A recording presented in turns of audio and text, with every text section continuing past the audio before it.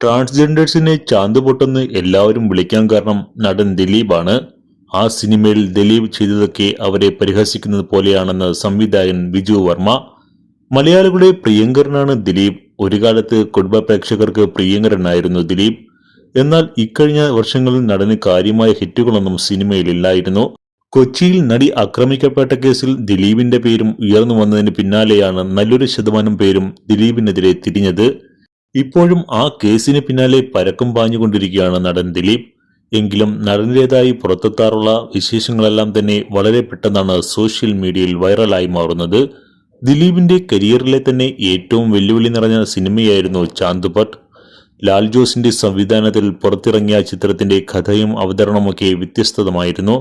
എന്നാൽ ട്രാൻസ്ജെൻഡറായ ആളുകളുടെ ജീവിതം പറയുകയാണെന്ന രീതിയിൽ പുറത്തിറങ്ങിയ ചിത്രം വലിയ വിമർശനത്തിന് കാരണമായി.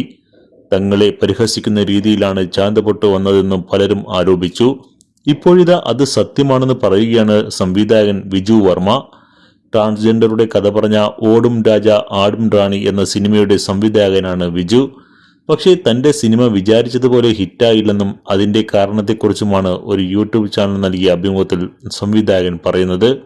ഓടും രാജ ആടും റാണി എന്ന സിനിമയിലേക്ക് നായകനായി ബിജു മേനോനെയായിരുന്നു നോക്കിയിരുന്നത്. പൃഥ്വിരാജ് അടക്കമുള്ള താരങ്ങൾക്ക് വേണ്ടി എത്ര വർഷം ഞാൻ നടന്നുവെന്ന് അറിയാമോ? ആദ്യം കഥ കേട്ട് അംഗീകരിച്ച സിനിമയ്ക്ക് വേണ്ടി വർഷങ്ങളോളം ഞാൻ നടന്നിട്ടുണ്ട്. അതിപ്പോൾ പുള്ളി പോലും ഓർക്കാറുണ്ടാവില്ല. കാരവൻ 2 കാരവൻ യാത്ര ചെയ്യുക എന്നല്ലാതെ ഇതൊന്നും വർക്കായില്ല. അതുകൊണ്ട് വെല്ലുവിളിയായി ഏറ്റെടുത്തതാണ് ടിനി ടോമിനെ നായകനാക്കുന്നത്. ഇന്ന് കാലം മാറി, സിനിമയാണ് വലുത്. അന്ന് താരമാണ് താരം. കാലം തെറ്റിയിറങ്ങിയ പടമാണെന്നാണ് എല്ലാവരും അതിനെക്കുറിച്ച് എന്നോട് പറയാറുള്ളത്. ഇപ്പോഴായിരുന്നെങ്കിൽ അത് ഹിറ്റാവുമായിരുന്നു എന്നൊക്കെ പറയാറുമുണ്ട്. അതിനു മുകളിൽ ചില കാര്യങ്ങളും സംഭവിച്ചിട്ടുണ്ട്. ഔസേപ്പച്ചൻ വഴി ലാൽ ജോസ് ഈ സിനിമയെക്കുറിച്ചറിഞ്ഞു. അദ്ദേഹത്തിനും ഇഷ്ടപ്പെട്ടു.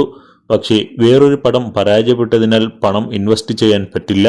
LJ ഫിലിംസ് എന്ന ബ്രാൻഡ് ഉപയോഗിച്ചാളാനാണ് അദ്ദേഹം പറഞ്ഞത്. പക്ഷേ നിർമ്മാതാവിന് അത് യോഗ്യമായിരുന്നില്ല.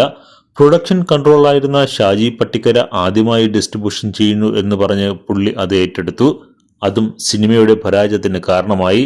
കാരണം പടം ഇറങ്ങിയിട്ട് പോലും അതിന്റെ പോസ്റ്റർ പുറത്തു വന്നിട്ടില്ല. ഒട്ടും പ്രൊഫഷണൽ അല്ലാതെയാണ് ചെയ്തത്. അന്ന് ട്രാൻസ്ജെൻഡേഴ്സിന് കൂടെ പ്രാധാന്യം കൊടുത്ത് അവരിലൂടെയും പ്രൊമോഷൻ ചെയ്യാമായിരുന്നു. അതുണ്ടായില്ല. ഏതൊക്കെയോ ഉച്ചപ്പടം കളിക്കുന്നത് പോലെ ഈ സിനിമയും തിയേറ്ററിൽ വന്നുപോയി. ചാന്ത് പൊട്ടിൽ ദിലീപ് ചെയ്തത് എല്ലാവരും മനസ്സിൽ നിലനിൽക്കുന്നുണ്ട്. പക്ഷേ ട്രാൻസ്ജെൻഡേഴ്സിന്റെ ജീവിതാവസ്ഥയെ വളരെ വികലമായിട്ടാണ് അതിൽ അവതരിപ്പിച്ചിരിക്കുന്നത്. അവരെ ചാന്ത് പൊട്ടെന്ന് എല്ലാവരും വിളിക്കാൻ കാരണമെന്താണ്? അത് ദിലീപാണ്. അങ്ങനെ ഒരു സിനിമ